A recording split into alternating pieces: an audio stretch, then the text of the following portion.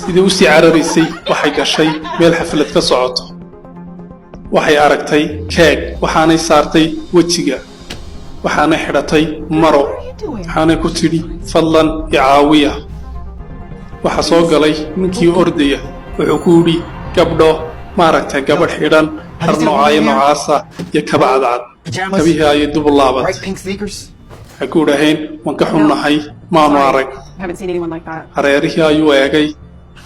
wuxuu yidhi xiise ayaad leedihiin toos ayaanu arkayey markay soo gelaysay meesha mar labaad ka fikira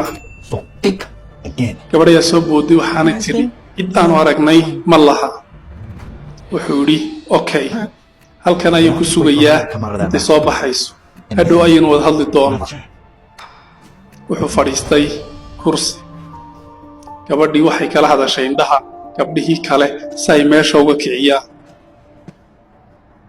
gabadh ayaa u timi waxaanay ku tidhi meeshan maaha qolkii